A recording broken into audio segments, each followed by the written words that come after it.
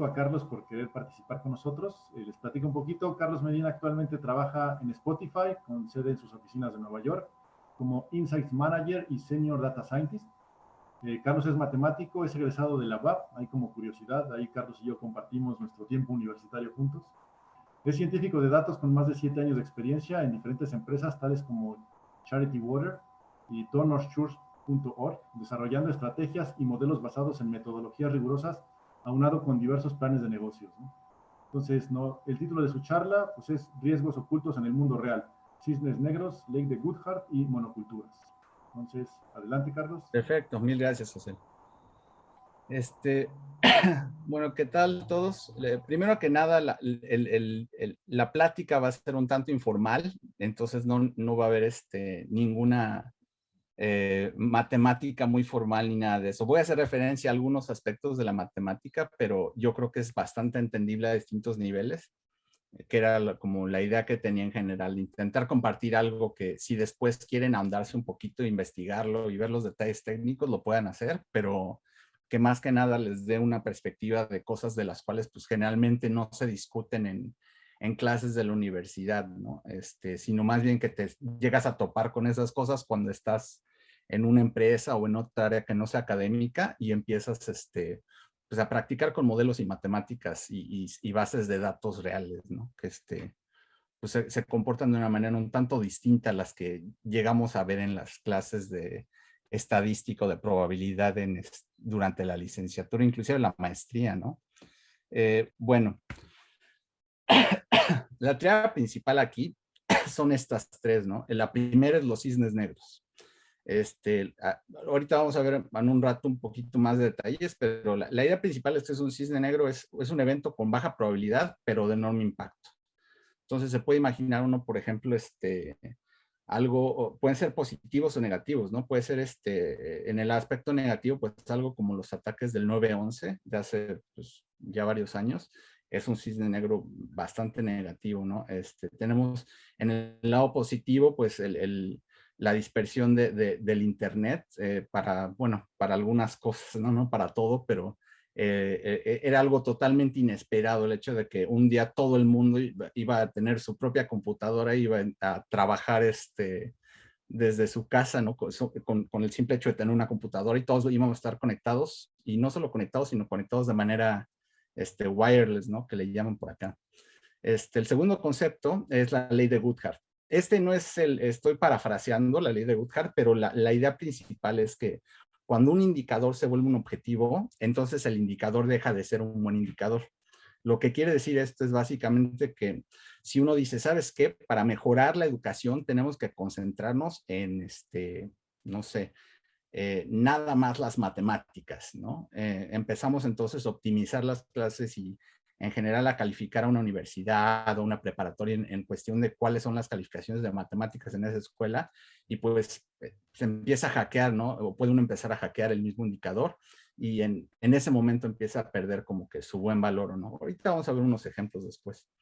Y el tercero, que es el concepto de las monoculturas. Es una extensión, estoy tomando prestado un poquito la palabra, es una extensión del concepto de monocultivo o el cultivo de una sola especie, que lo que quiere decir es pues exactamente eso, ¿no? Que uno cultiva solamente una cosa en un arado bastante grande o algo así, y pues los problemas que puede eso generar, ¿no? Vamos a ver también, ya desde ahorita yo creo que se empieza a ver un poco el cómo están conectadas los distintos componentes de esta triada, pero conforme vayamos viendo un poquito más de detalles van a ver que a fin de cuentas yo siento que estamos hablando de una sola cosa, más o menos. Entonces la segunda parte es esta. Este es un ejemplo bastante sencillo, no me voy a meter en muchos detalles igual, porque lo interesante es más bien ver no solo las causas y los efectos, sino también lo que está oculto, ¿no? Entonces, la propagación de errores y colapso sistémico que le pongo aquí a lo mejor suena un poquito obscuro, pero estoy tratando de dar una idea de lo que va a suceder aquí. Entonces, En la primera parte tenemos el modelo estandarizado. No estandarizado en el sentido del modelo estándar que tenemos en la física, por ejemplo, sino nada más los modelos que se terminan usando o ciertas cosas que se terminan usando porque, pues, como diríamos, ¿no? Pues porque los demás lo están usando. Que pues a veces tienen como que cierta verdad, pero en otros casos pues pueden llevar a cosas bastante malas, ¿no? O sea, es el ejemplo perfecto es cuando llegas a cualquier empresa o empiezas a trabajar en cualquier área, si te dicen, no, pues es que todos usamos el modelo X, pues lo primero que habría uno que preguntar es, ¿y por qué el modelo X y no el modelo Y, no?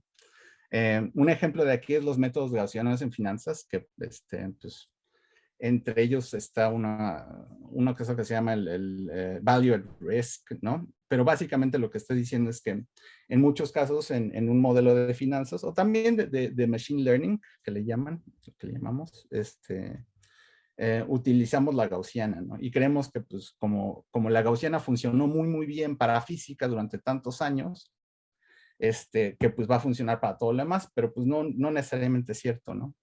El segundo son las papas y las bananas. Y ahorita voy a explicar, cuando veamos el tercer paso de colapso, por qué papas y por qué bananas, ¿no? Pero es un ejemplo ahí interesantón. Entonces todos empezamos a usar este modelo, empezamos a cultivar papas y bananas, y empezamos a optimizar el modelo, ¿no? El modelo en este caso, pues decimos, como en los métodos gaussianos y finanzas, vamos a hacer la minimización de los riesgos vía value at risk, ¿no? Que te asume ciertos conceptos de normalidad en tu distribución subyacente, todo se comporta muy bonito, ¿no? No hay manera de, hay estos eventos que son 6 sigma, 7 sigma, que dices, no, pues eso nunca va a ocurrir, ¿no? Entonces, te empiezas a concentrar demasiado en la probabilidad solamente y terminas dejando de lado el impacto que pueda tener. Y no solo eso, sino que terminas a veces usando la distribución incorrecta. En el caso de las papas y las bananas, o los plátanos, pues, pero la banana es más chistoso. La idea es que, pues, empieza la gente a sembrar, por ejemplo, una sola especie, ¿no? Para maximizar la cantidad de cultivo o porque es la más consumida. En el caso de las papas, por ejemplo, ahorita voy a mencionar el caso de Irlanda. En el caso de la banana también hay como un ejemplo chistosón. Y el tercer paso, pues obviamente es el colapso, ¿no? Si empiezas con esta estandarización, esta optimización del modelo de manera inadecuada, lo que va a pasar en el 99% de los casos, bueno, no es una estadística verdadera ahí, pero pues es algo que he visto que se repite, es un colapso, ¿no? De una manera u otra.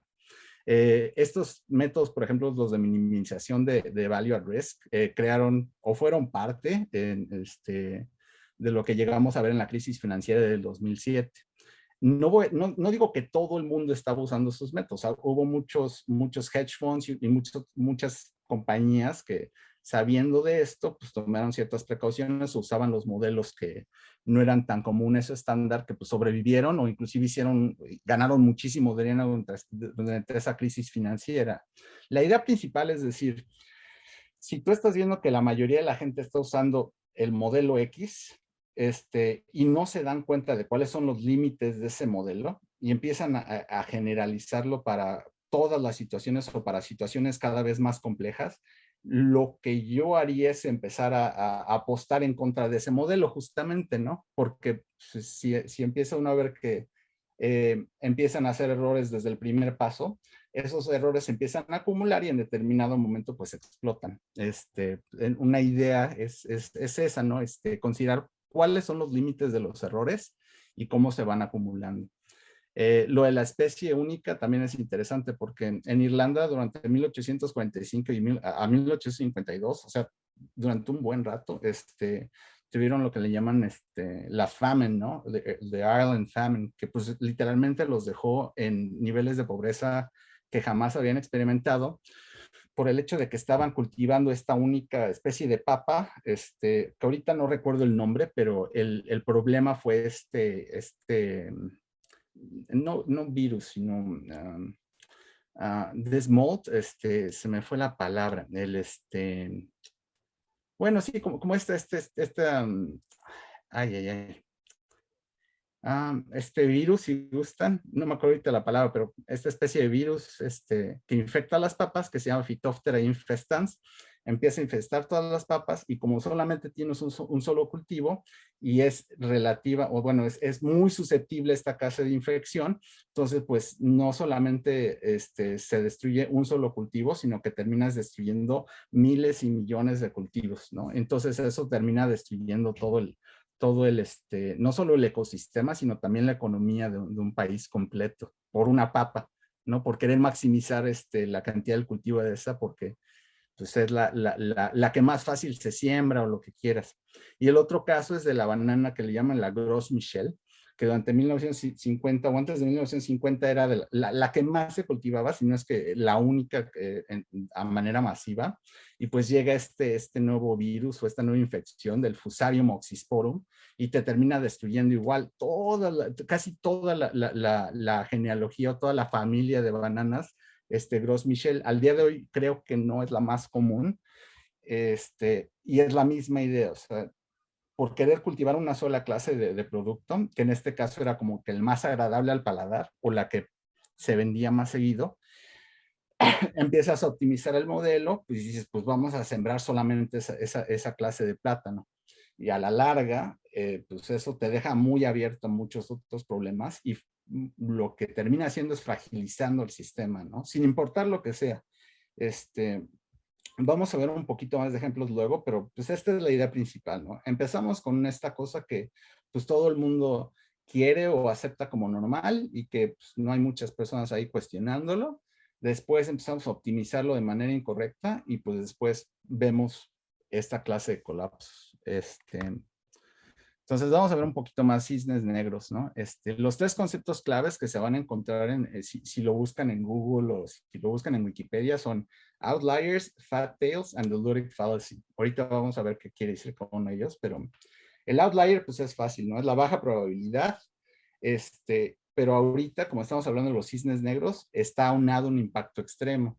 Entonces, no es solamente que hay una baja probabilidad de que suceda, sino que también si sucede, pues nos va a pegar muchísimo más que cualquiera de los otros elementos.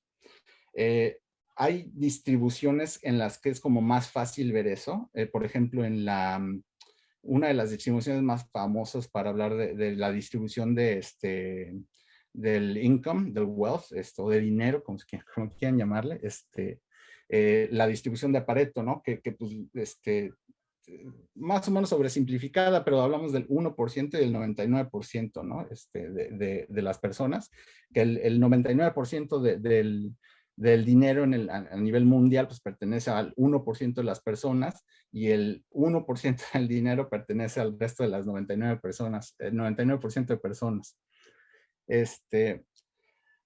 El segundo concepto es la predictibilidad retrospectiva, que esa es una de las cosas favoritas en este mundo.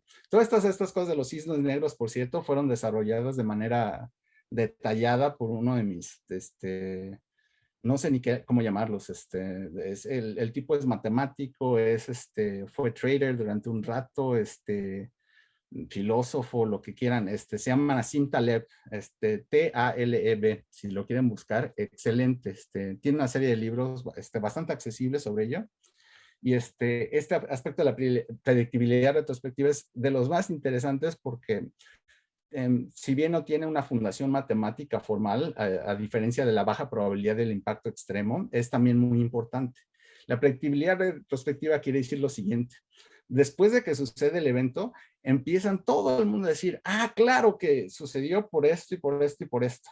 Pues es que claro que iba a suceder el colapso del 2007 en manera financiera, porque pues empezaron a dar demasiados préstamos para adquirir casas, ¿no?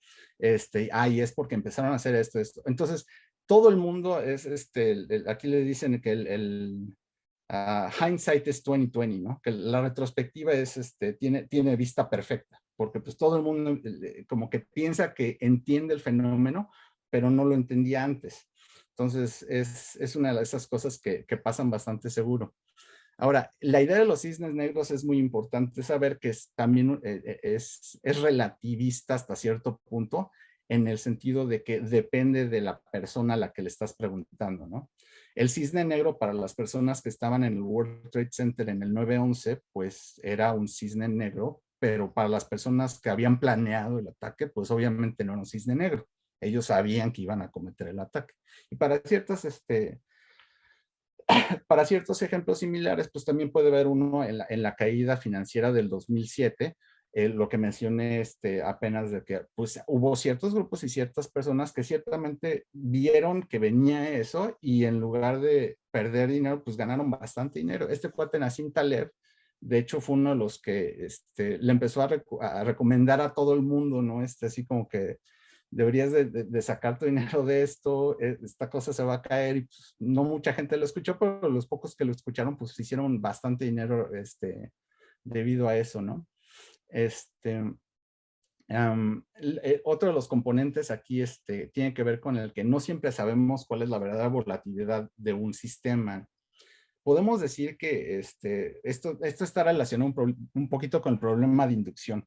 En la matemática, pues nos enseñan, ¿no? Que el teorema de inducción te dice, no, pues sí es verdadero para 0, después checamos para n y después hacemos la demostración para n+1. Pero en el mundo real resulta que, pues, si bien el pasado histórico de cualquier serie de datos o de cualquier variable aleatoria puede ser un buen predictor, un buen predictor, un buen componente predictivo, pues no necesariamente siempre, ¿no? Porque dependes también de muchas otras cosas y no solamente de... lo más sencillo es llamarlo, estás en un sistema complejo, ¿no? Entonces no sabes la cantidad de variables que pueden estar correlacionadas con tu sistema base y a partir de eso pues empiezas a tener demasiados blind spots o puntos ciegos que te terminan forzando a desarrollar modelos que van a estar incompletos si no estás tomando en cuenta esa misma complejidad. Y la otra clase, el otro concepto aquí muy importante es que esta misma idea de la volatilidad es la que nos permite hasta cierto punto el saber si podemos predecir o no podemos predecir algún fenómeno dado. Algunos fenómenos es bastante sencillo de predecir. No, o sea, yo sé que mañana va a salir el sol y que hoy en la noche pues va a salir la luna. ¿Por qué? Porque nuestra distribución, por así decirlo, está bastante acotada. No va a haber muchos cambios por ahí. Pero pues, si estamos hablando en cuestiones monetarias, pues ya cambia el asunto, ¿no? Estos son variables aleatorias que no están acotadas por la naturaleza.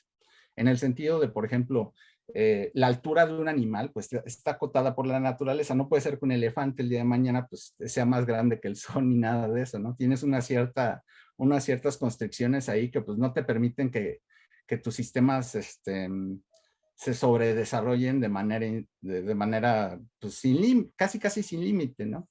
En cambio, en cuestiones monetarias, pues no hay un límite como tal. El dinero no es material en ese sentido y no está acotado por ninguna clase no sé ni cómo llamarlo, de bloqueo natural. Entonces, por eso es la razón que tenemos gente como, por ejemplo, como Bill Gates, ¿no? Que tiene billones y billones y billones de dólares. Y pues esa sola observación, pues se termina cambiando totalmente la distribución que estabas planeando, ¿no? De tal manera que pues si trabajas nada más con promedios, ¿no? Con el average o el mean o el primer momento, si quieren, pues terminas perdiendo, entre más extrema sea tu distribución, terminas perdiendo más y más información. Y pues para alguien que no conozca a Bill Gates, si toda nuestra vida hemos vivido en una comunidad en la que pues, la gente gana más o menos la misma cantidad de dinero, pues no hay tanto problema, ¿no? Pero solo requieres solo punto totalmente extremo para darle en toda la torre a tu teoría. El tercer punto aquí, pues es de los fenómenos complejos usualmente van de la mano con distribuciones que le llaman mandelbrottianas. Tiene muchos otros nombres, pero de mandelbrottiana me agrada bastante porque Mandelbrot es de los primeros que empieza a explorar la idea de la volatilidad y los distintos niveles de aleatoriedad en los sistemas financieros, que es en donde vemos, o uno de los lugares, una de las áreas en las que vemos más ruido y más sistemas que pues o no sirven o sistemas que pues no te están representando correctamente la realidad que estás viendo. O que te la representan, pero durante un ratito y después de ese ratito terminan colapsando, como habíamos visto antes. Estas distribuciones, pues tienes la Pareto, tienes la Frechet, tienes la Cauchy, etcétera, etcétera. Lo que me gusta de estas es que en general cuando estamos en cualquier clase de estadística o de probabilidad, pues estamos viendo distribuciones muy, muy bonitas, la Poisson, la gaussiana, la binomial, ¿no? Y pues nos acostumbramos a la idea de que todas estas tienen media, varianza, desviación estándar, ¿no? O sea, como que todo funciona súper, súper bien. Pero en cuanto te empiezas a meter en un poquito el mundo de estas distribuciones mandelbrottianas, pues resulta que la Pareto y la Frechet a veces no tienen media, ¿no? No tienen ni primer momento ni segundo momento. Entonces tienes que empezar a calibrar tus modelos de tal manera que pues, haces ciertos malabares y intentas aproximar un poquito lo más posible esa clase de valores, pero a fin de cuentas, estas distribuciones lo que nos terminan diciendo es, porque digamos que el primer momento sí existe, ¿no? O sea, que tu media, que diga tú, promedio existe.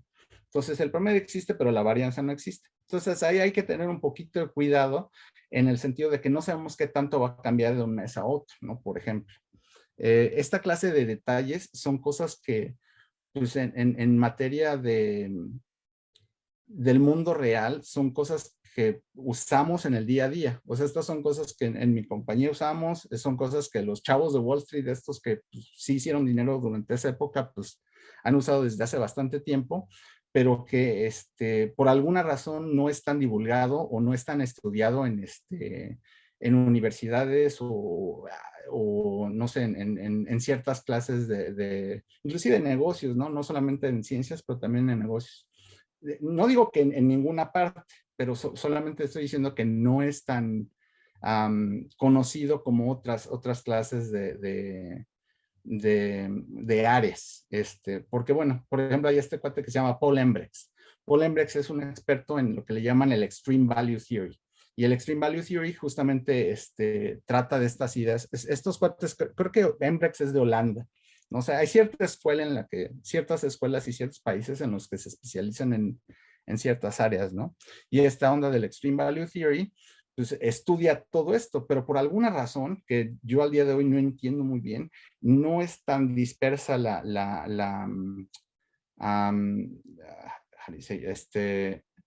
pues sí, como que las ideas no están tan dispersas o no son conocidas tan comúnmente como, no sé, los métodos bayesianos, por ejemplo, ¿no? Que también son súper útiles para esta clase de problemas, pero que también tienen sus restricciones.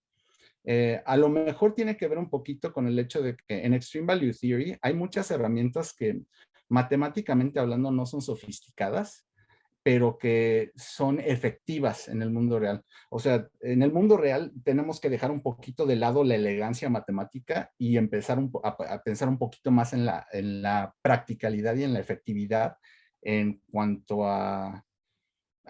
pues a los fenómenos reales, ¿no? Sea de lo que estemos hablando, en finanzas, pues de acciones y de opciones, etcétera, etcétera. En Spotify, por ejemplo, pues de la cantidad de gente que nos está escuchando, cuántas canciones, de qué disquera, etcétera, etcétera. Ok, entonces pasando un poquito aquí a la imagen principal del concepto. Aquí me van a perdonar, pero no encontré uno en español que estuviera tan bien. Pero las ideas principales aquí que podemos ver y la que podemos seguir primero es, vamos a irnos a este mundo del domains, ¿no? En el domains son los distintos dominios que puedes encontrar a tus distribuciones en el mundo real. Tienes el extremistán y el mediocristán. En el extremistán están todas estas ondas que les comentaba de Pareto, de Frechet, de las distribuciones de Mandelbrot, los trabajos de Taleb. Es un mundo conectado en el que hay fallas sistémicas, etcétera, etcétera. En el otro mundo, pues tenemos el mundo de mediocristán, en donde las cosas son más predecibles, te funcionan súper bien los procesos gaussianos o cualquier distribución asociada, te funciona muy, muy bien, no hay problema. Por ejemplo, quiero decir, ¿qué ideas quiero decir? En el concepto de mediocristán es como empezar a pensar todos los problemas que tienen una cota superior que podemos definir de manera bastante concreta y que no está muy alejada de la media. Entonces, esos los podemos manejar sin problemas. En el otro caso, en Extremistán, pues es un poquito más complejo, ¿no? Por lo mismo que, como había mencionado antes, estas cotas pues generalmente no existen. Una de las cosas que me gusta es que los modelos de predicción del clima, por ejemplo, podemos predecir hasta cierto punto si vamos a recibir el ataque, no el ataque, un evento de tipo de un tornado o algo así, un huracán, pero no podemos realmente predecir la cantidad de daño humano o de daño material que va a efectuar ese mismo huracán, ¿no? Entonces ahí estás un poquito como que combinando los métodos de Mediocristán en el sentido de que puedes definir la probabilidad de que te cache un huracán, pero no puedes definir la cantidad de impacto, ¿no? Entonces son dos distribuciones totalmente distintas que podrían estar en la mente de uno asociadas y inclusive no separadas, pero pues que en realidad se comportan muy distinto. Uno diría que es más importante el payoff, que no supe bien cómo traducirlo, pero que es más importante el payoff que la probabilidad. Porque a fin de cuentas, pues lo que terminamos pagando no es en términos de probabilidad, sino en términos de vidas humanas de dinero, ¿no? Entonces, esos son como que los dos mundos en los que podemos como vernos. Mediocristán, la gaussiana funciona perfectamente ahí, Poisson, todo lo que quieras, y en el extremistán, en el que sí de plano, pues te truenan todas estas cosas. Lo chistoso es que o sea, va a haber ratos en los que uses tus métodos de Mediocristán y todo funcione súper, súper, súper bien, pero como dije hace poco, a la larga se te van a quebrar. No hay de otra. ¿Qué más? En cuanto a esto, aquí están como que más de los detalles que había mencionado antes. Hay un poquito de ejemplos ahí también. El Stock Market Crisis de 1987, la distribución de los antibióticos como un black swan positivo, ¿no? El hecho de que pues salvaron un buen de vidas, etcétera, etcétera, etcétera. Entonces vamos a movernos ahorita a la ley de Woodhart. La ley de Woodhart, como habíamos dicho, es cuando un indicador se vuelve un objetivo, el indicador deja de ser un buen indicador. Nuestros conceptos clave en inglés van a ser el key metric y el unintended consequences, ¿no? Que consecuencias no esperadas o que no podemos planificar. Y el key metric es una idea bastante usada en las compañías de cuando dicen, lo más importante que queremos medir es esto, ¿no? Por ejemplo, creo que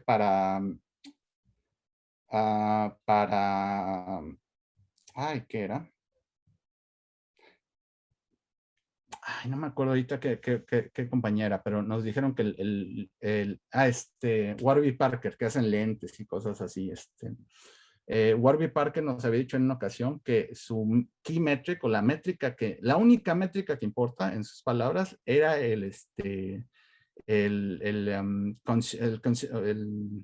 la aceptación del consumidor, ¿no? O sea, que qué tan contento estaba el consumidor o qué tan no contento estaba el consumidor con su producto. Entonces, siempre que escuchen a alguien diciendo que la única métrica que importa es X, como que yo duraría un poquito de si sus números van a cuadrar a largo plazo o no, o de si es una buena o mala idea de negocio. Porque en cuanto tú defines un indicador, no importa cuál sea el indicador, lo puedes hackear. O sea, van a haber maneras en que puedas mover las cosas, etcétera, etcétera. A lo mejor han escuchado un poco esta palabra del p-hacking, ¿no? Que en ciencias sociales es como bastante interesante porque Ionadis, este cuate en 2005 creo, saca un paper en el que dice, ¿saben qué? En el mundo de la psicología, algo así como 80% de todos los papers que están allá afuera, pues no son replicables para nada.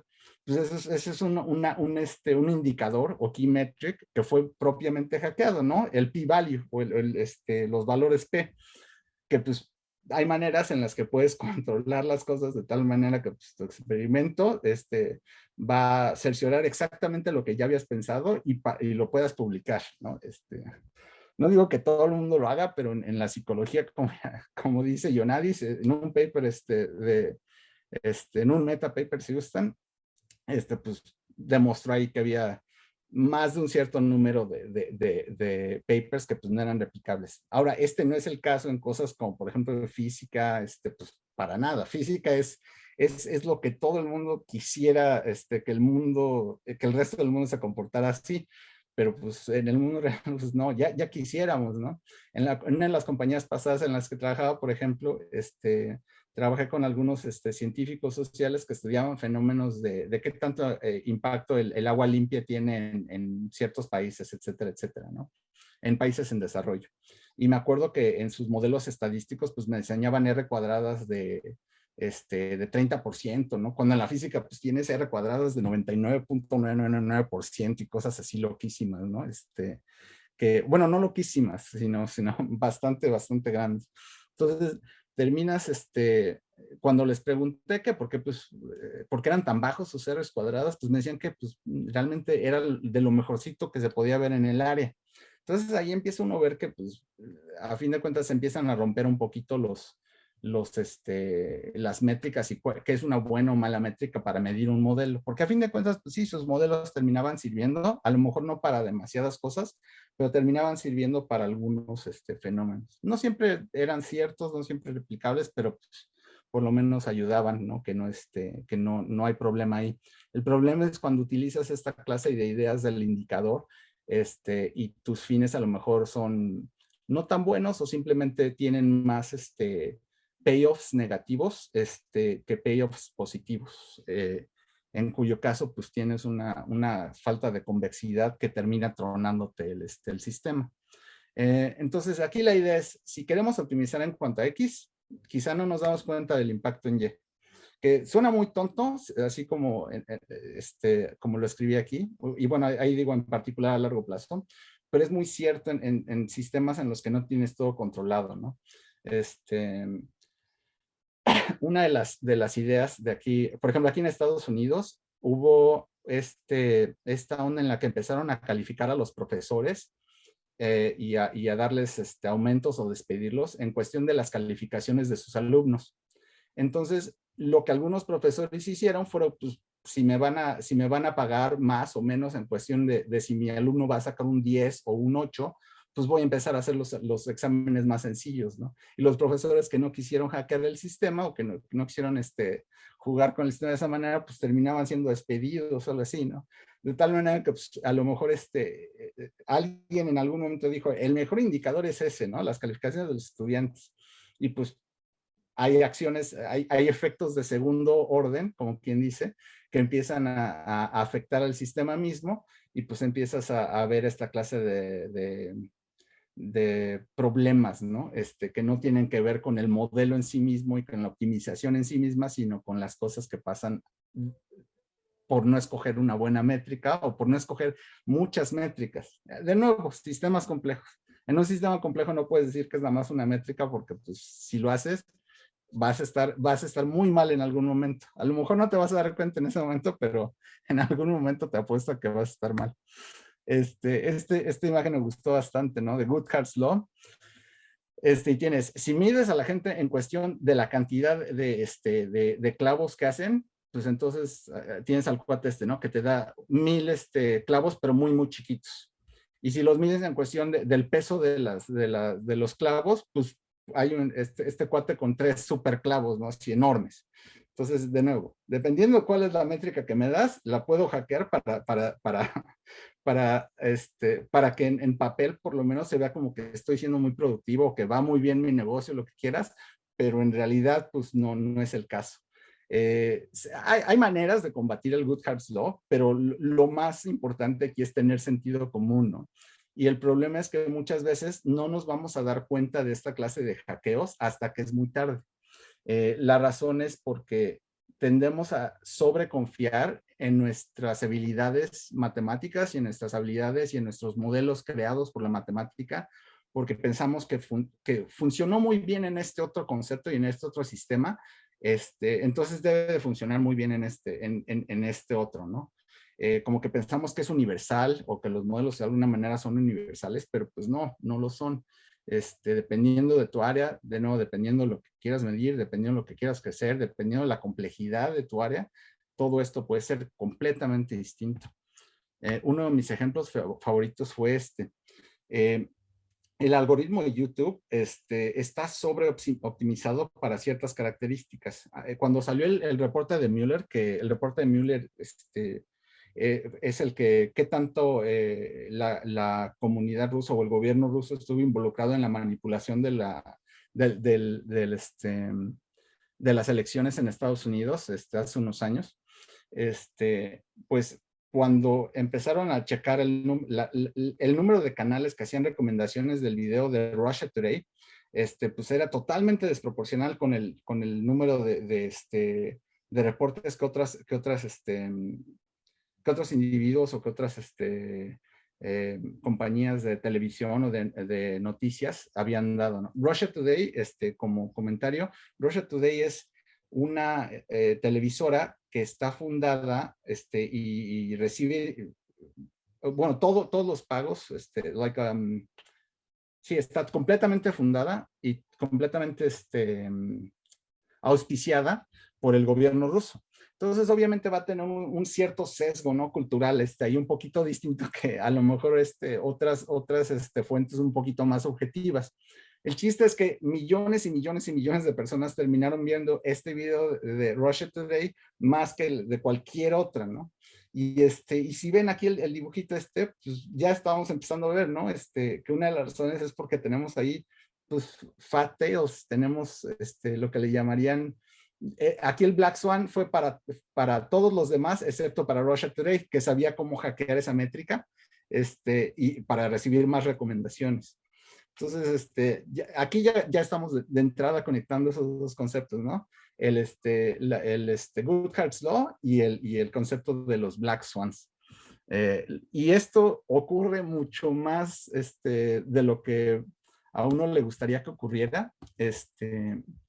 Y lo interesante es que a fin de cuentas es una cosa que va a ocurrir más y más seguido.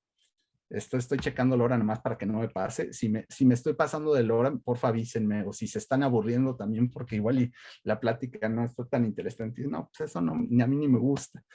Pero bueno, en este sentido, pues ya empezamos a ver cómo se conectan todas estas cosas y cómo estos riesgos realmente son ocultos. Si le hubieran preguntado a ustedes a Google o a YouTube, que pues es la misma compañía, antes de que sucediera esto, si su recomendador de videos, de su algoritmo, su sistema de algoritmos era unbiased, como le llamamos, o sin sesgo, pues te hubieran dicho que sí, que por supuesto, que no creían que hubiera habido muchos problemas. Pero pues después de esto, obviamente hasta ellos mismos tienen que admitir que tienen ciertos errores. También podríamos analizar otros ejemplos como los que suceden en Facebook, pero me agrada bastante porque pues es bastante claro, mucho más claro que otros, y es algo que podemos ver más y más seguido. Lo cual me lleva pues al siguiente concepto, ¿no? De la monocultura, que tiene mucha conexión con el otro. Aquí los tres conceptos claves son estandarización y falta de diversidad. En ciertas monoculturas, en un sistema complejo, podemos ver que estos, de nuevo, la monocultura siendo como que una sola idea, un solo cultivo, un solo, etcétera. Estandarización, en pocas palabras. Tú terminas creando sistemas que son mucho más frágiles. Entonces, durante un rato vas a tener más producción o más dinero o lo que gustes, vas a ganar, no sé, va a haber más de algo y todo va a parecer que está bastante bien controlado. De hecho, vas a empezar a ver que tu volatilidad, volatilidad si gustas es el que tanto salta algo. Podría decir uno que es la varianza en la distribución a través del tiempo, pero no siempre es exactamente eso, porque hay ciertos cambios que le tienes que hacer y modificaciones a la varianza para que realmente te pegue bien en la idea de volatilidad. Y aparte hay muchas definiciones de volatilidad que te dan distintos resultados. Pero bueno, la idea principal es qué tanto se mueve algo, ¿no? Entonces, en ese concepto, tú vas a tener que estas monoculturas te crean una ilusión de volatilidad súper baja, pero a la larga, solamente necesitas un evento grande para darte en toda la torre, como vimos en el ejemplo de Irlanda y en el ejemplo de las bananas, ¿no?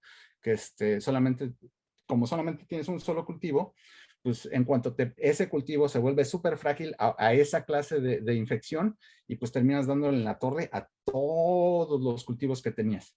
Entonces, aquí la idea, pues, es que pues, evitar lo más posible las monoculturas, ¿no? Que también tiene conexión con esto de intentar lo más posible evitar las only key metrics, sino tener varias métricas para medir las cosas, tener varios gustos, tener varios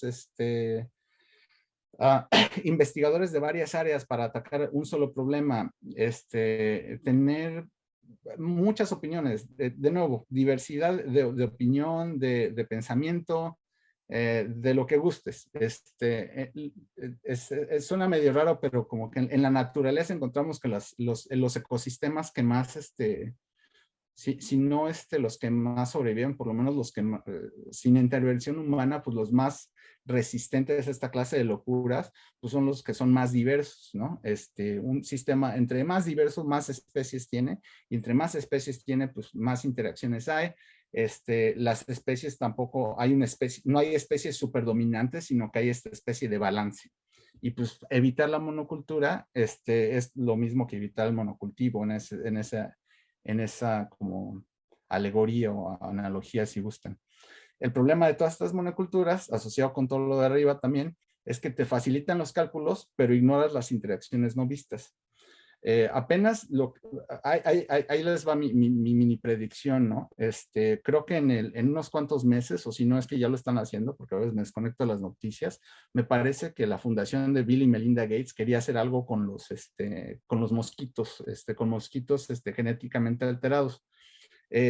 En el laboratorio se han hecho varios experimentos y en teoría pues no va a haber ningún problema a largo plazo con el sacar estos mosquitos que van a, en teoría, reducir la transmisión de malaria, creo.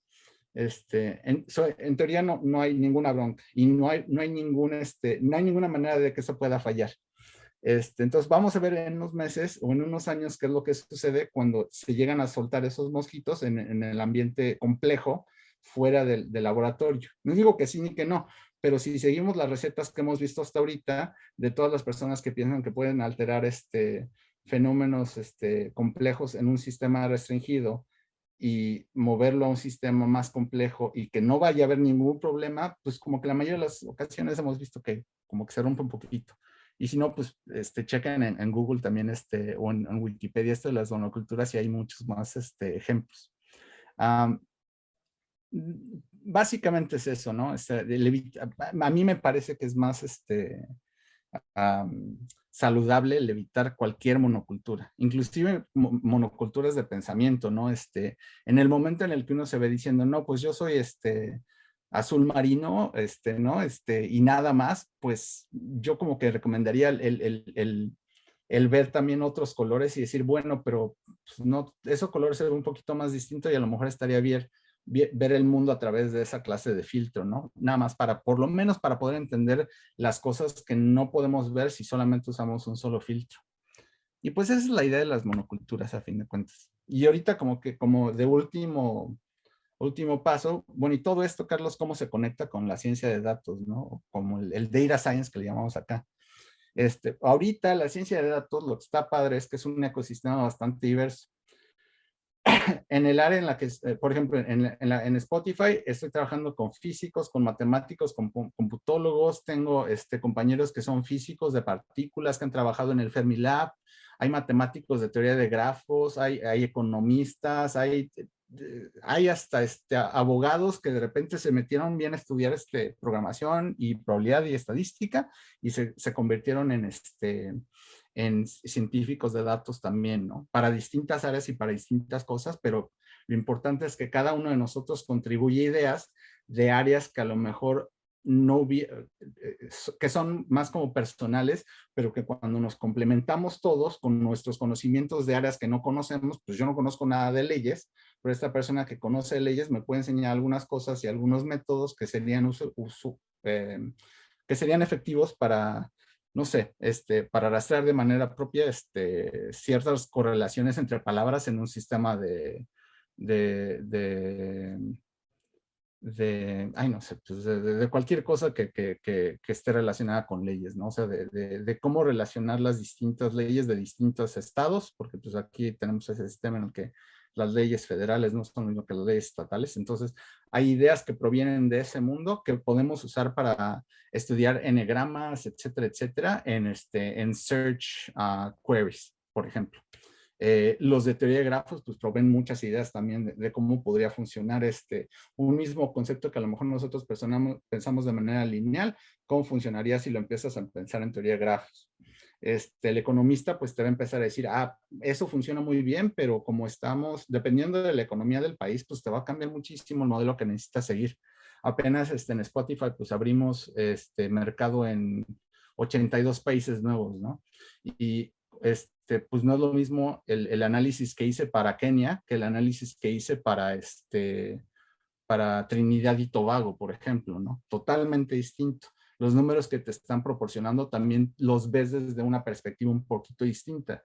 En particular, si sabes que pues, en Kenia o en otros países del continente africano hay momentos en los que, pues, de nuevo, se hackean ciertos números o se proveen ciertos números un poquito más elevados de lo que son en la realidad, porque, pues, tienen que ver con qué tanta gente pueden atraer para inversiones, ¿no?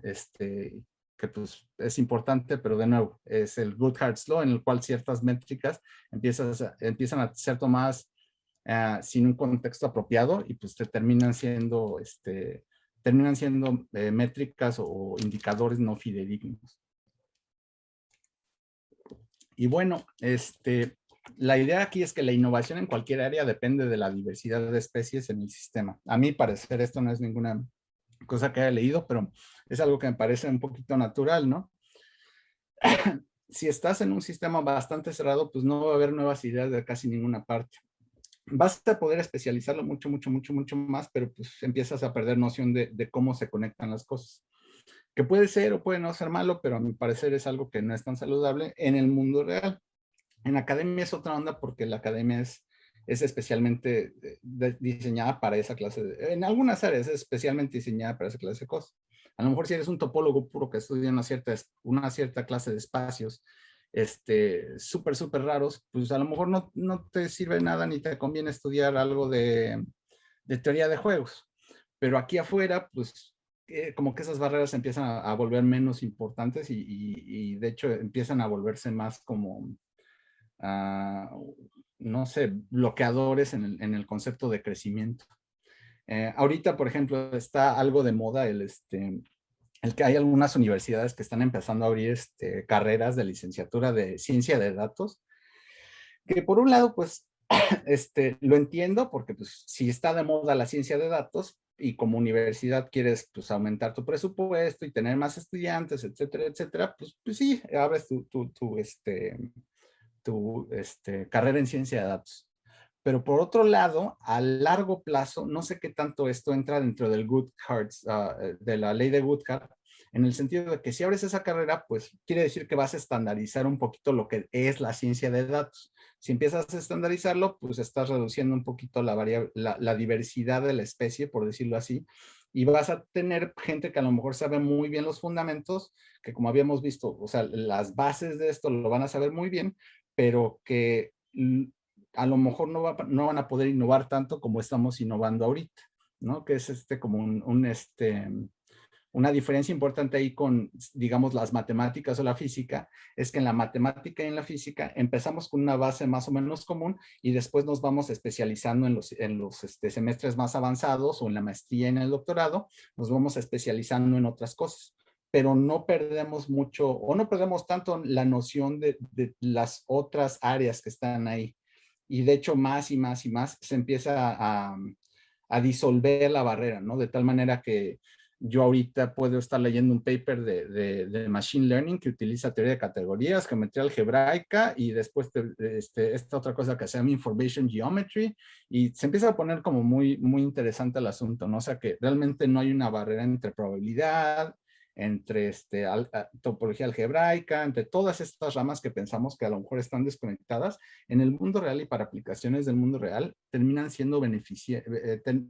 beneficiándonos de estas cosas que pues en academia a lo mejor lo veremos como un poquito raro. Mi ejemplo favorito es teoría de categorías, que es algo que pues yo no estudié durante la carrera porque en teoría de categorías era nada más como para cosas súper abstractas, ¿no? Y pues no, resulta que en computación y en computer science, que le llaman por aquí, pues está como de súper boga para muchísimas aplicaciones. Entonces ahorita ahí me tienen repasando un librito que se llama Topología con teoría de categorías para ver más o menos cómo funciona esta onda y empezar a leer esos mismos papers y entender esas partes de teoría de la categoría. Y pues con esto, más o menos como que termino la plática. Creo que ya me extendí un ratito.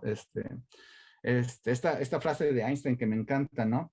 Que dice que it can scarcely be denied that the supreme goal of all theory is to make the irreducible basic elements as simple and as few as possible without having to surrender the adequate representation of a single datum of experience. Que a ver si puedo traducirla. No podríamos negar que el objetivo supremo de toda teoría es el hacer los elementos básicos irreducibles tan simples y tan pocos como sea posible, sin tener que sacrificar la representación adecuada de un solo dato de experiencia, ¿no? En otras palabras, everything should be made as simple as possible, but no simpler, ¿no? O todo debería ser, de hecho, lo más simple posible, pero no más simple que eso, porque pues si no, terminamos con todo lo que habíamos estado viendo ahorita en esta plática. Y pues ya es todo lo que yo tengo que comentarles por hoy, por lo menos en cuanto a mi lado, pero si tienen preguntas, más que bienvenidas. Perfecto, muchísimas gracias, Carlos, por la plática, súper interesante todo el tema que tratas. Entonces, invitamos a todos los participantes del seminario que vayan haciendo sus preguntas aquí por el chat. Aquí ya tenemos unas, mira, tenemos una pregunta de Ociel Álvarez. ¿Cuáles son sus recomendaciones o consejos para adentrarse en el mundo de la ciencia de datos? Ok, ok.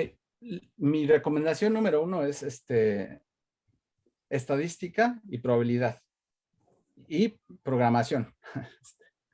Pero empezar con la estadística y la probabilidad y después la programación, en ese orden. Porque ahorita lo más común que me he encontrado es gente que es muy buena en programación, que tiene cierto conocimiento de estadística, pero que la probabilidad en sí misma le falla bastante. O sea, lo más que puedas estudiar de probabilidad, mejor. Va a haber muchas cosas que no utilices, pero de nuevo, lo que te permite este estudio de la probabilidad es conocer los límites de tus modelos, que a lo mejor en estadística no lo ves tanto hasta que truenan las cosas. Entonces, esas son mis 3 recomendaciones. Y si se puede, en cuestiones de trabajo, yo empecé con R, pero ahorita estoy usando Python más que nada, más que cualquier otra cosa. Ay, perdón, y esta otra cosa, SQL. Lo más que puedes de SQL. Creo que no, al día de hoy he platicado con varios amigos que también se quieren meter más o menos en esto, y el aspecto número 1 en materia de cosas reales que no han estudiado, que no han escuchado de ello, es el SQL. Entonces, sí, probabilidad, estadística, Python y SQL. Ok, gracias, Carlos. Anotado. Siguiente pregunta, de Javier Flavio. ¿Los cisnes negros y las martingalas son lo mismo o están fuertemente relacionados? Y después viene aquí otra pregunta, pero a ver, te lanzo primero esa. Sí, las martingalas son objetos probabilísticos. El cisne negro es un concepto, si gustas, filosófico. O sea, no hay una definición matemática de cisne negro. Las martingalas son solamente herramientas que puedes usar para medir fenómenos probabilísticos, ¿no? O sea, o para definir en teoría de la medida, etcétera, etcétera. Para serte honesto, yo no conozco bien el mundo de las martingalas. Tengo un amigo, Luis Daniel, que se especializó en ellas, pero te puedo prometer que tú puedes entender perfectamente los cisnes negros sin comprender una sola idea de las martingalas. Ok, perfecto. Después nos dice Javier Flavio, la matriz de información de Fisher es una buena herramienta para determinar la sensibilidad de los estimadores respecto a las variaciones de los datos. ¿Cómo alteran los cisnes negros a indicadores como la matriz de información u otros como medidas de desorden? A ver, repíteme esa. Voy a anotarla porque sí tiene ahí varios detallitos. Va de nuevo. Dice, la matriz de información de Fisher es una buena herramienta para determinar la sensibilidad de los estimadores respecto a las variaciones de los datos. ¿Cómo alteran los cisnes negros a indicadores como la matriz de información u otros como medidas de desorden? Ok. Entonces, de nuevo, aquí hay 3 conceptos. Tú me dices de las matrices de información de Fisher. Los cisnes negros por sí mismos no es un concepto matemático. Esto me está midiendo la varianza del pasado, de la información que ya tienes. ¿no? El cisne negro es justamente lo que te está diciendo, es no importa qué tanta información tengas sobre el pasado, va a haber cosas que se escapen de tu método de optimización o de cualquier método que quieras utilizar para medir esta clase de varianza, se te va a escapar. Entonces, ahí la idea es más que nada el intentar desarrollar modelos en los cuales te beneficies tanto de caídas como de incrementos que no puedan ser calculados solamente por el pasado. Una idea, por ejemplo, es que en Venecia tienen esta onda de que pues, hay inundaciones, ¿no? Entonces, históricamente tienes un cierto máximo un histórico máximo en cuanto a cuánto se puede inundar la ciudad. Si tú empiezas a optimizar tus sistemas, sin importar cuál sea el fenómeno, sin importar qué herramienta estás utilizando para medir esa clase de varianza en los datos, tú vas a tener las limitaciones de que tú va a estar restringido por las distribuciones subyacentes que estás asumiendo existen para representar ese fenómeno, ¿ok? Entonces, no importa la herramienta que uses aquí para medir lo que sea, de todas maneras estás limitándolo a lo que ya conoces. Entonces, si optimizas en cuanto a estas cosas, se te va a escapar que a lo mejor este máximo histórico no va a ser el máximo futuro.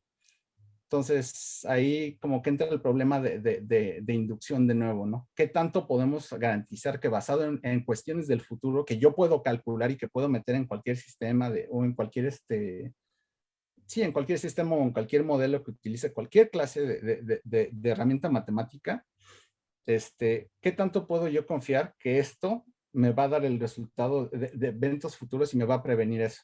Chécate, por ejemplo, Fukushima, ¿no? Chécate algunos de los modelos que utilizaron en Fukushima y te garantizo que usan muchísimas de las herramientas que, bueno, por ejemplo, esa herramienta que estás mencionando, checa si lo utilizaron y después checa lo que sucedió en la vida real, ¿no? Porque de nuevo, no tiene que ver tanto con la sofisticación de la herramienta, sino con el concepto humano de las limitaciones de tus herramientas. De nuevo, no soy experto en las matrices de información de Fisher, pero cuáles son los límites de interpretación de esas mismas matrices y qué tanto tú puedes hackearlas o jugar con ellas de tal manera que obtienes exactamente lo que necesitas para garantizar que lo que tú piensas que es verdadero termina siendo verdadero. Y de nuevo, termina siendo que esto no es tan importante lo que estás usando aquí, sino entender bien la distribución subyacente que tienes. Entonces, después de eso, inclusive puedes sacrificar muchísimas de las herramientas más sofisticadas si nada más tienes en mente la idea correcta de que el fenómeno que estoy tratando, cómo funciona sus elementos básicos, los elementos más elementales. Espero que haya respondido esa pregunta bien, porque hace un rato que no trabajo con información. Ok, gracias, Carlos. Luis Ángel agradece tu exposición y creo que también su pregunta estaba relacionada con la anterior. Esperemos que nos digan si con esto se respondió la pregunta o tienen más comentarios. Y en lo que alguien más pregunta, Carlos, yo te haría otra pregunta. A ver, yo como estudiante, si quiero tener un trabajo como el tuyo, o aspiro a trabajar en una empresa grande como la que tú estás, ¿qué me recomendarías hacer? Para trabajar en una empresa grande.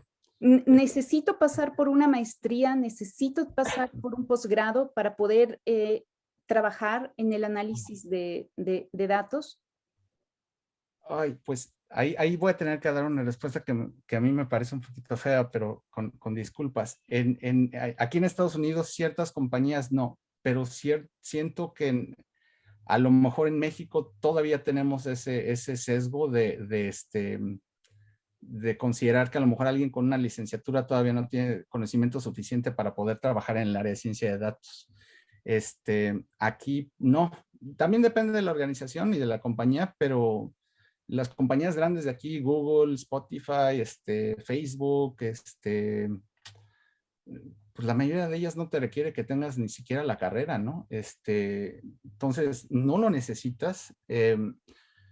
Muchas de las cosas que aprendes, las puedes aprender por tu cuenta también. O sea, yo nunca tomé teoría de la medida, es algo que tuve que estudiar por mi cuenta. Tomé ciertas materias de probabilidad, pero me hubiera gustado tomar más, por ejemplo, ¿no? Pero todo eso ya está allá afuera, o sea, ya hay maneras de que lo puedes estudiar, hay libros lo puedes conseguir los libros por cualquier parte, pero lo que es más importante que todo eso es pues sí, es saber qué clase de cosas te van a servir en el mundo real y qué clases de cosas no te van a servir en el mundo real, si te quieres enfocar en eso. La maestría no es ni recomendada ni no recomendada, el doctorado lo mismo. Creo que la idea detrás de estudiar una maestría, bueno, la maestría quizás no, la maestría es para expandir tu conocimiento, pero la idea de estudiar el doctorado es porque quieres estudiar eso y especializarte en eso solamente. Entonces, yo considero que no es necesaria el estudiar un doctorado. Ahora, ¿es más fácil conseguir trabajo con doctorado que sin doctorado? No sé. Desgraciadamente no sé porque no tengo el doctorado, entonces no, no te podría decir.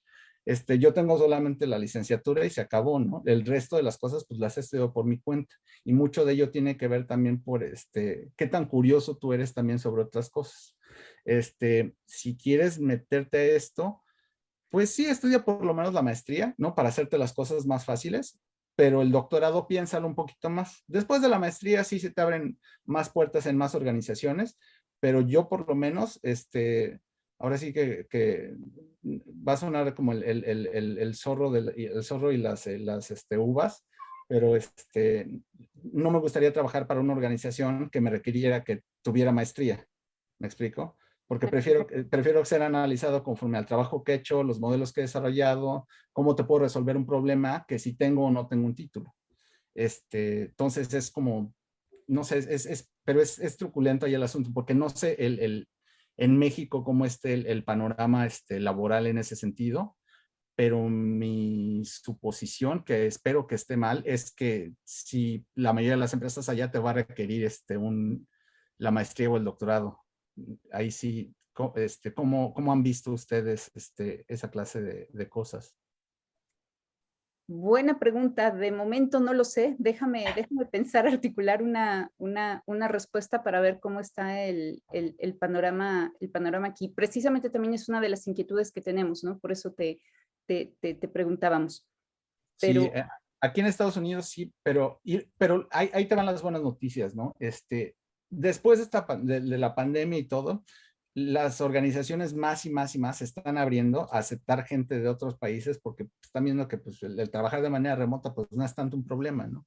Entonces, una de las ideas es, pues, busca trabajos en distintas partes que te acepten trabajar de manera remota y pues sí, lo puedes empezar a hacer inclusive sin la maestría y sin el doctorado, ¿no? Después de la licenciatura sin broncas.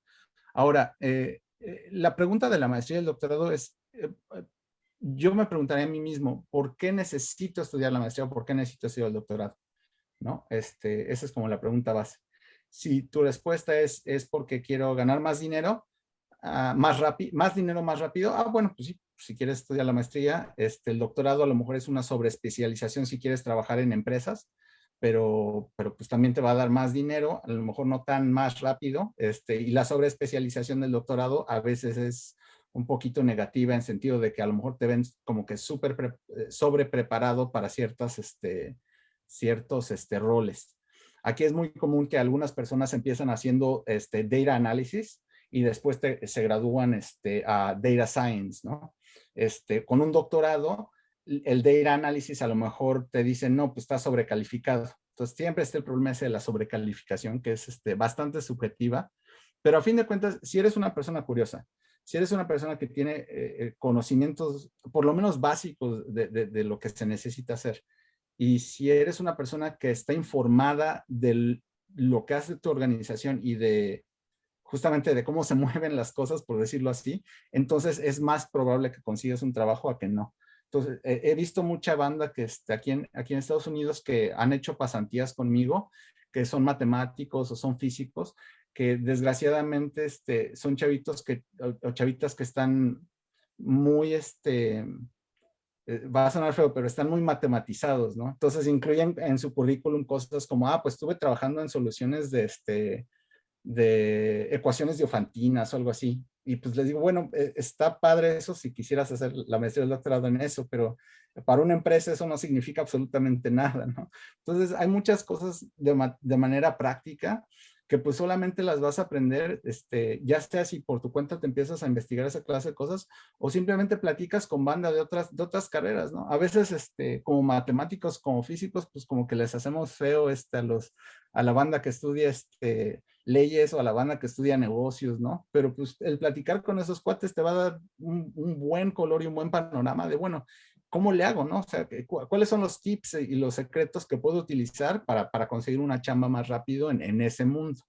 Y pues eso ayuda muchísimo, muchísimo, muchísimo. De nuevo, ¿no? Los monocultivos y las monoculturas, evítalas lo más posible. Ten cuates de todas las áreas posibles. Entre más, mejor. Perfecto, gracias por la recomendación, Carlos. Le tenemos otra pregunta de Daniel Ulises Campos. Muchas gracias por la presentación. A tu criterio, si a alguien le interesa entrar a la ciencia de datos, ¿qué licenciatura sería más adecuada estudiar? ¿Qué tan importantes son los soft skills en esta área?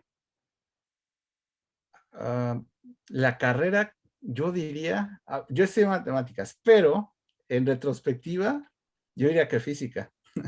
pero, depende de lo que quieras hacer y de cómo quieras afrontarlo, por decirlo así. ¿Podrías explicarnos por qué? Sí, es algo que he estado pensando desde hace un rato, pero no tengo, a ver, voy a sonar como que estoy cantinflando, pero no estoy cantinflando. El físico es en la física les dan herramientas para estudiar fenómenos de la naturaleza súper complejos, pero requieren este aspecto de laboratorio, ¿no? Entonces, en el laboratorio se empiezan a dar cuenta de manera concreta. Yo nunca tomé ninguna clase de laboratorio, ¿no? Que pues es una tristeza porque pues ahí se aprenden muchas de las cosas de cómo pues tus ecuaciones, las ecuaciones de Maxwell, pues son hermosas en notación tensorial y todo, ¿no? Pero cuando se meten a modificar un circuito, pues terminas dándole en la torre y pues no, porque no sabes soldar bien o cosas así, ¿no? Esto por lo que he escuchado de algunos amigos. Entonces, esa como práctica manual, creo que le da un boost súper, súper fuerte a cómo empiezas a diferenciar entre la pura teoría matemática y de la física, por decirlo así, y la realidad de la física. También la física ha desarrollado muchísimas herramientas que las desarrolla porque te resuelven problemas, no tanto porque son elegantes o porque tiene sentido matemático de fondo en ese momento, sino porque te resuelven un problema. La delta de Dirac, por ejemplo, se creó bueno, pues Dirac la crea, ¿no? Y no había ningún aparato matemático que te dijera que eso tenía sentido. La teoría de distribuciones o de funciones generalizadas, estaba platicando con Hassel, de hecho, sobre eso hace unos días, pues se desarrolla muchísimo después, ¿no? Las matrices igual, pues eran relativamente nuevas en esa época en que la mecánica cuántica estaba siendo creada. Mecánica estadística, hay muchos métodos de la mecánica estadística que ahora se están usando en Machine Learning. Una de las materias que llevé en la carrera que me ayudaron más a entender todas estas ondas del Machine Learning fue justamente mecánica teórica, ¿no? Entonces hay como que todas estas herramientas que están en la física que empiezas a verlas con sus equivalentes pues físicos, o sea, no solamente desde el aspecto matemático, sino desde el aspecto real, ¿no? Y esa interacción te empieza a dar más intuición que la que yo siento yo desarrollé desde un aspecto puramente matemático. Puede ser que esté mal, ¿no? Digo, hay banda que estudió computer science, por ejemplo, que a lo mejor tiene mucha más intuición, pero mi problema es que no conozco mucha gente de computer science que haga esto de manera práctica. La mayoría de la banda que estudia computer science terminan haciendo doctorados para crear para hacer más modelos, etcétera, etcétera, pero no conozco muchos computer scientists que hagan cosas prácticas, o sea, que estén en esta misma área pues sí, práctica y no de research, ¿no? Que esa es también otra distinción bastante grande. El área de data science que yo trabajo es hands-on, ¿no? Que le llaman skin in the game. Y el research, pues es otra historia. Si quieres hacer research de data science, sí, ahí sí te recomiendo pues el doctorado. Aunque también puedes saltarte de aquí para acá, pero aquí aceptan más rápido gente con doctorado. Pero el hands-on, lo que a mí me gusta es que pues en el mundo del research, de machine learning y todo eso, de alguna manera es bastante, entre comillas, seguro, ¿no? O sea, mi trabajo no está en, si haces research y publicas papers, tu trabajo no está en peligro de que, como aquí si mi modelo falla, son, digo, millones de dólares reales, ¿no? Entonces, a mí como que me gusta ese aspecto de riesgo, si gustas, en el cual pues estás poniendo un poquito de tu seguridad en juego, que se me hace pues, lo ético en esta clase de cosas. Por otro lado, el research también es necesario, no, es algo que es súper, súper necesario. Esto es ya nada más cuestión personal de qué prefieres. Si te gusta ensuciarte las manos o si te gusta más como hacer el trabajo abstracto.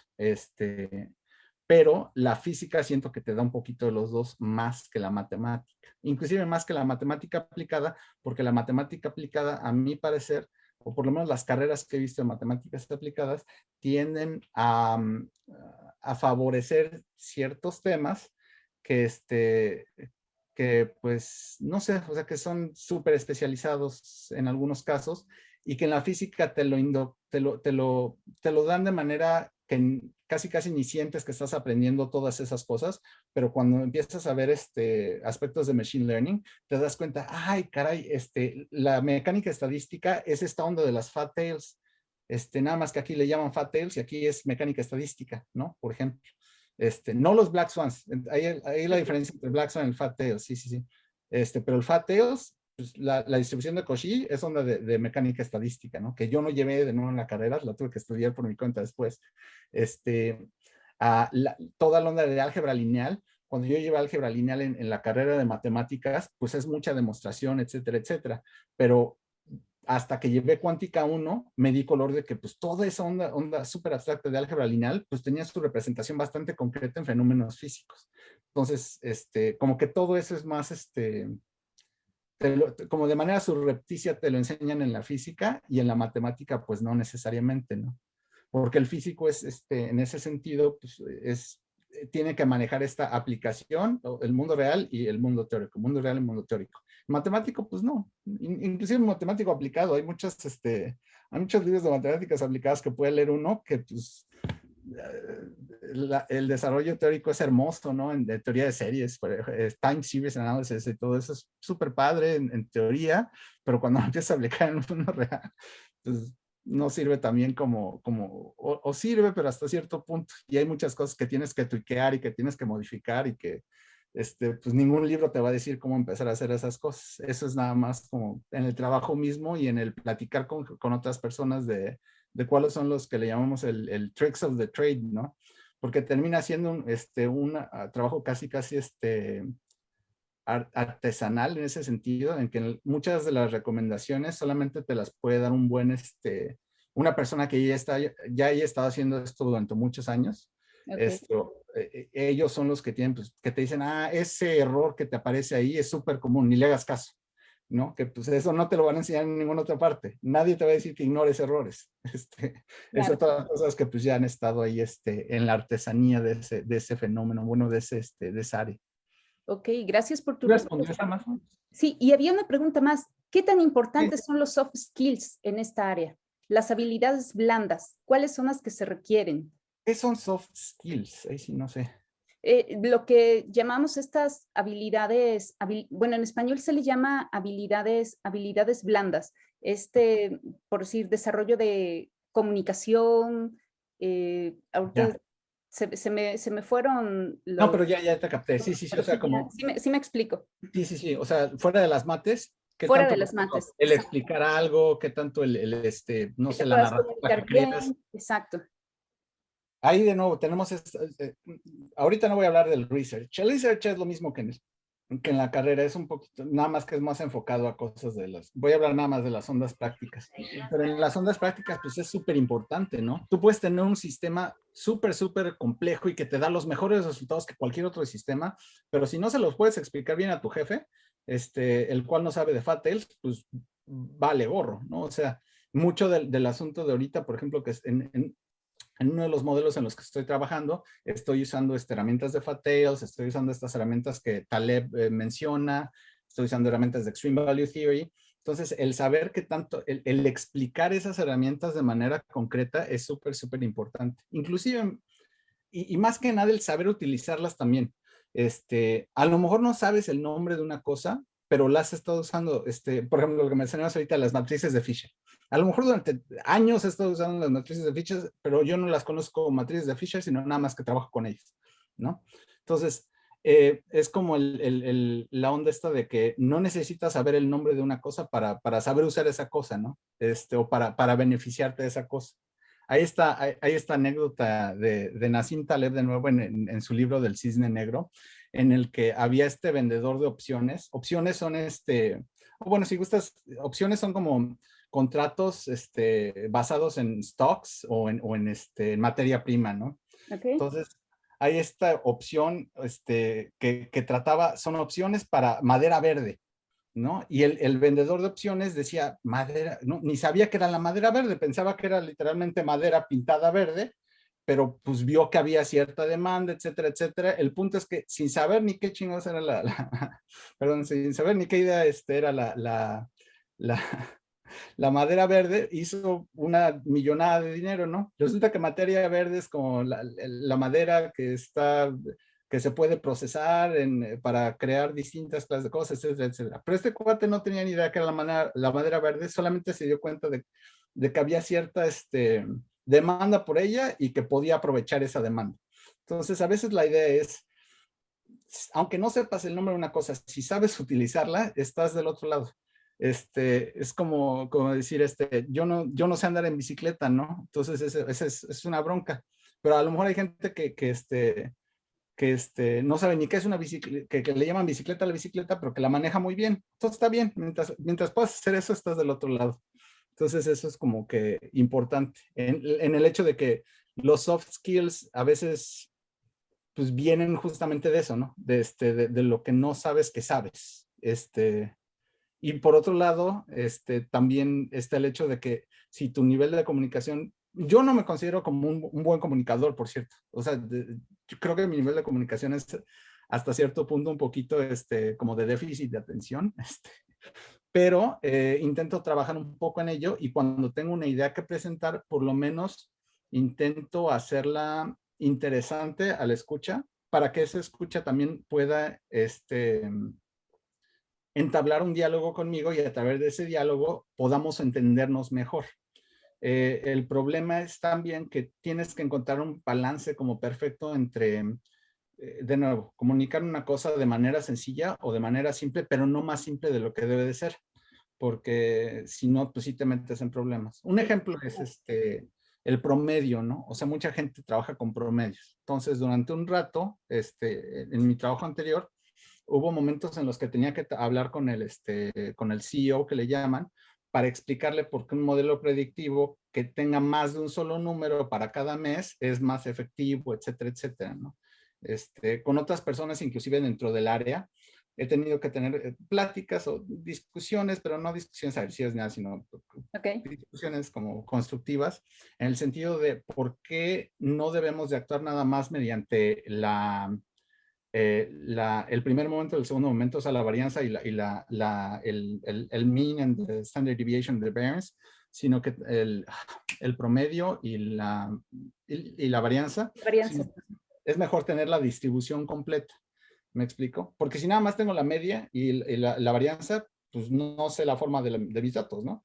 Y a lo mejor en el pasado, hace cientos de años, pues hubiera sido muy complicado el entender la distribución completa, pero ahorita tenemos tantas herramientas que pues, es súper sencillo hacer un fitting basado en maximum likelihood estimation, por ejemplo, de qué cuál es la mejor distribución para representar tus datos, ¿no?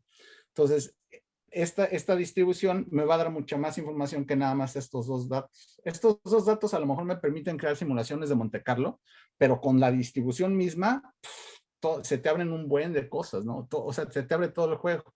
Entonces hay veces en las que es mejor, pues sí,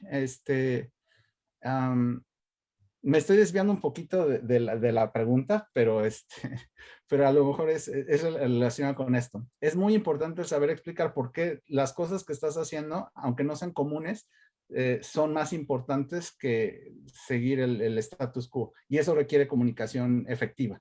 Claro. A lo mejor no óptima, pero sí efectiva, ¿no? Y tener una apertura de mente en el sentido de que no sé, pues a lo mejor el matemático, el físico, a veces tendemos a ser un poquito arrogantes en cuanto al conocimiento que tenemos y al conocimiento que no tenemos, ¿no? Entonces, entender que pues la persona con la que voy a hablar no necesariamente tiene el mismo nivel de educación que yo tengo, o que su educación es de otra índole completamente. Entonces, el aprender a estos soft skills, que de hecho a la larga terminan siendo más difíciles que los hard skills, porque pues, los hard skills como quiera los puedes aprender de un libro, pero los soft skills no los puedes aprender más que con tiempo y con interacciones, ¿no? Diarias y hacer presentaciones 20 veces y no sé, a lo mejor tu supervisor diciéndote, pero aquí agrégale un circulito rojo para que el ejecutivo pueda verlo correctamente y cosas así. Entonces, sí, son completamente esenciales, pero creo que también son esenciales en cualquier otra carrera. Los mejores profesores o los profesores que están trabajando con más personas ahí en México, por lo que recuerdo, pues es gente que también son comunicadores excelentes, ¿no? Porque si no tienes ese nivel de comunicación alto, pues ¿cómo le vas a hacer para intentar, por ejemplo, obtener ¿cómo les llamas? Los grants, o financiamiento del CONACYT y cosas así. Exacto, fondos de investigación y eso, ¿no? Sí, o sea, eso de que el verbo mata carita, pues a lo mejor no mata carita, pero pues sí te ayuda bastante para todo eso, ¿no? Y es necesario. O sea, es un algo que, ya sea que te dediques a la academia, ya sea que te quieras mover al mundo empresarial, los procesos de comunicación y ser un comunicador efectivo te va a llevar bastante, bastante lejos. Pero si tienes también el conocimiento científico de base. Sí. Claro. De nuevo, aunque no sepas el nombre de la cosa, si sabes usar la cosa y la sabes explicar a alguien más, eso es todo lo que necesitas. Muy bien, Carlos. Pues muchísimas gracias. No sé si hay alguna otra pregunta por parte de la audiencia o ya son todas. ¿Algún comentario?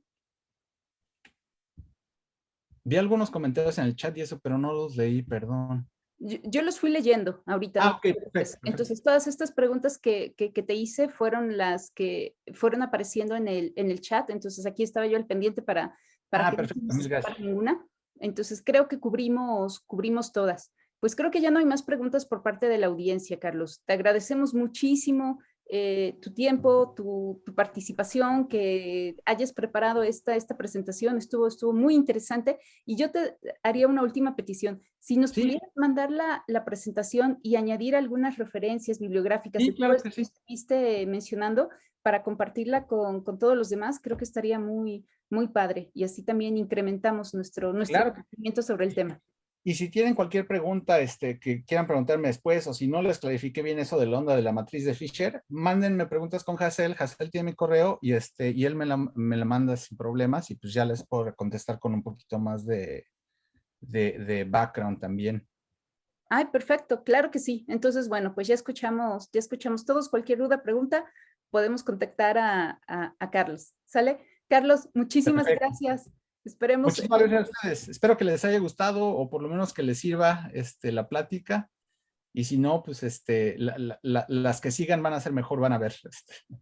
Estuvo muy padre. Muchísimas gracias. Un gustazo. Un gustazo bueno, con esto concluimos el seminario. Muchas gracias a todos y nos vemos en 15 días. Hasta luego. Gracias. Hasta luego. Bye.